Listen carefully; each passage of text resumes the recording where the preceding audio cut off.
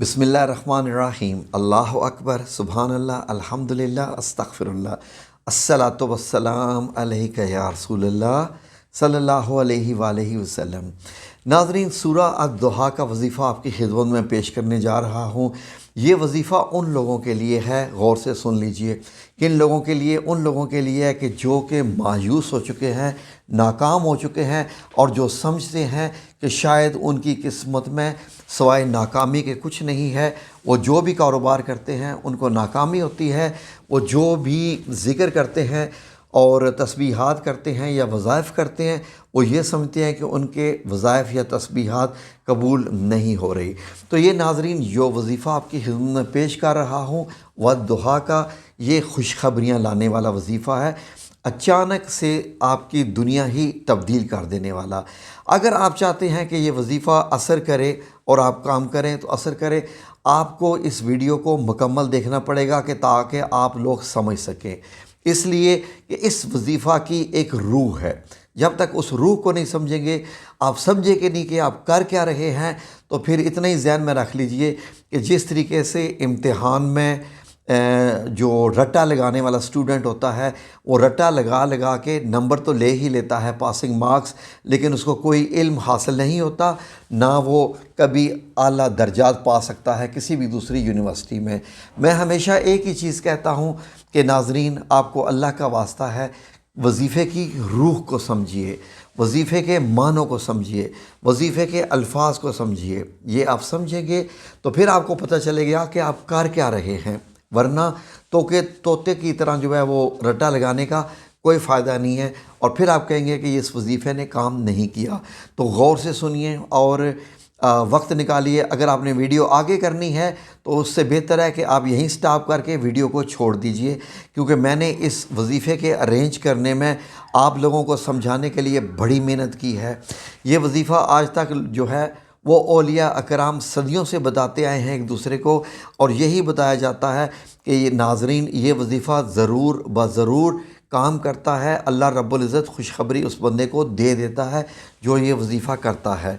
तो नाज़रीन, क्या है ये? सूरा अद-दुहा का वजीफ़ा है 9 काफ का। लोगों को समझ नहीं आती है कि 9 काफ है क्या।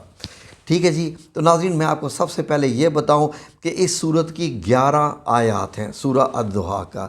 सूरा अद-दुहा में अल्लाह रब्बुल इज़्ज़त ने सबसे पहले जिस चीज़ की कसम खाई है, मैं अब वजीफ़े की रूह बता रहा हूँ कि ये वजीफ़ा ऐसे क्यों है, फिर आपने करना कैसे है। मैं एक एक चीज़ डिटेल से बताऊँगा।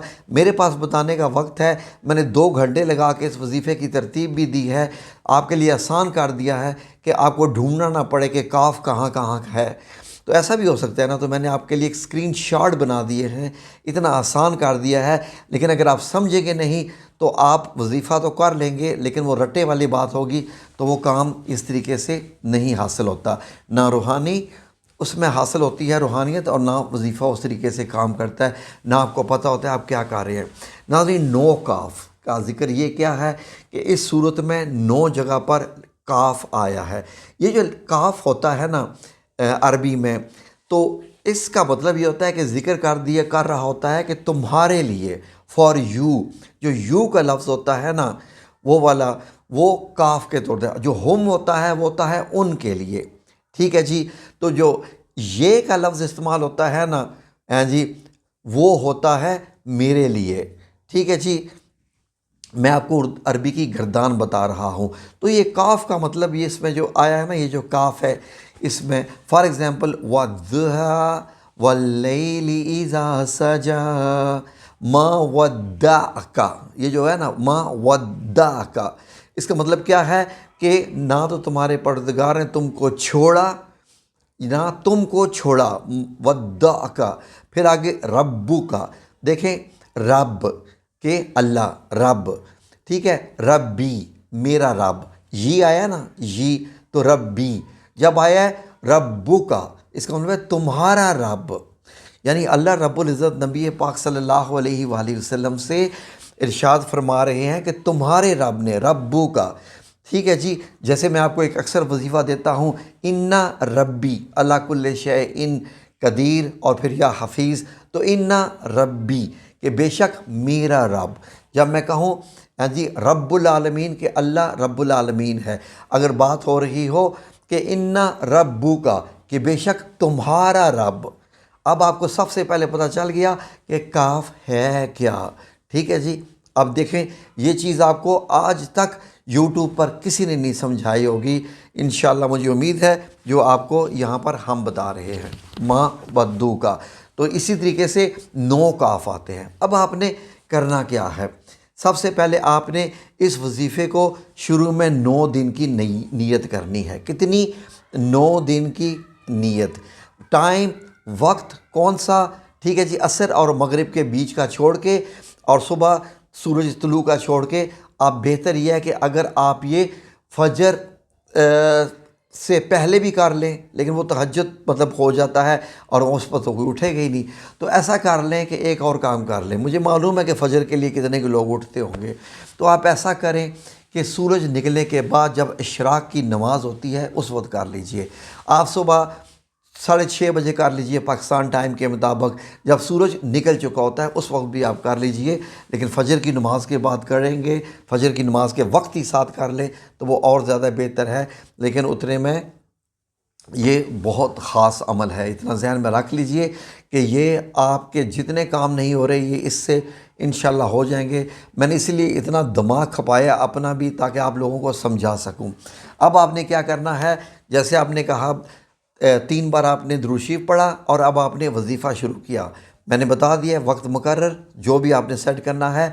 9 दिन की नीयत, अव्वल आखिर 3 बार या 7 बार या 9 बार या 11 बार दुरूद पाक, ये आपकी मर्ज़ी। अगर 11 बार कर लेंगे तो ज़्यादा बेहतर है, ये सुजेशन है। ठीक है जी।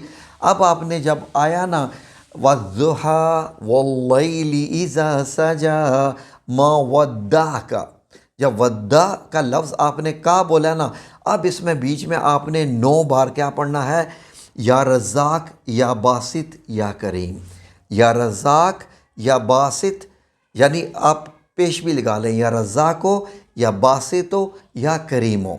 फिर उसके बाद माँ वद्दा का रब्बू का लफ्ज़ आता है। अब जब आपने रब्बू का लफ्ज़ बोलना है फिर 9 बार, फिर 9 बार। इस तरीके से आपने ये पूरी की पूरी सूरत पढ़नी है। स्क्रीनशॉट आपको मैं इसका दे रहा हूँ, लेकिन अगर आपने खाली स्क्रीनशॉट देखा तो वजीफ़ा जो है काम करे ना करे फिर आपको रूह तक नहीं पहुँच पाएंगे, क्योंकि आप लोग अपना टाइम बचाने की कोशिश करते हैं और टाइम बचाने के चक्कर में आप वजीफ़े की रूह खो देते हैं, वजीफ़े की अहमियत खो देते हैं। मैं स्क्रीनशॉट दे रहा हूँ, आपने मोबाइल की स्क्रीन से पढ़ना है ताकि आपके लिए आसानी हो जाए। जितने काफ आ रहे हैं बीच में, मैंने उन काफ को सुर्ख कर दिया है यहाँ पर। ठीक है, जैसे मावद्दा का, या रज़ाको या बासितो या करीमो 9 बार, रब्बू का, फिर या रज़ाको या बासितो या करीमो, फिर वलिल आखिरतु खैरुल लका, लाका कहा, फिर या रज़ाको या बासितो या करीमो। जितने भी हैं अब मैंने लाइनें लगा दी हैं, हर काफ को एंड करके मैंने नीले रंग की लाइन लगाई है कि यहाँ से आगे आपने ये पढ़ना है। ठीक है जी। अब नंबर आपने 9 दिन की नियत की थी। 9 दिन नियत करने के बाद आपका काम इंशाअल्लाह अल्लाह रब्बुल इज़्ज़त के फजल करम से होना ही होना है। अब आपको पता चल गया सारा। 9 दिन में काम नहीं हुआ, अब दूसरा ऑप्शन, अब आपने 9 दिन और करना है, 9 दिन और करना है। अब आपने क्या करना है, 9 दिन से फिर नियत करनी है। अब आपने या रज़ाको या बासितो 9 की बजाय 18 बार पढ़ना है। कितनी बार? 18 बार पढ़ना है। तो ये 9 दिन आपके और एक्स्ट्रा हो जाएंगे। ठीक है जी। अब फॉर एग्ज़ाम्पल 18 दिन भी हो गए और अभी तक आपका काम नहीं हुआ जिस मकसद के लिए पढ़ रहे हैं, ये इस वजीफ़े की रूह में आपको बता रहा हूँ। अब नेक्स्ट टाइम आपने ये थर्ड और जो आखिरी स्टेज है, अब आपने 9 दिन के लिए और इसको करना है। अब या रज़ाको या बासितो या करीमो ये 27 बार पढ़ना है हर काफ के बाद। तो टोटल आपका ये 27 दिन का वजीफ़ा बन जाएगा। लेकिन काम हो गया तो ठीक है, शुक्र अल्हम्दुलिल्लाह, शुक्राने के नवाफिल पढ़ के वजीफ़ा छोड़ दें। तो इतना ख़ास वजीफ़ा ये आपको दे रहा हूँ। मैं तेज़ इसलिए बोल रहा हूँ कि आप लोग हमेशा शिकायत करते हैं कि वक्त नहीं है। मैंने इसका तर्जुमा भी दे दिया, स्क्रीनशॉट भी दे दिए।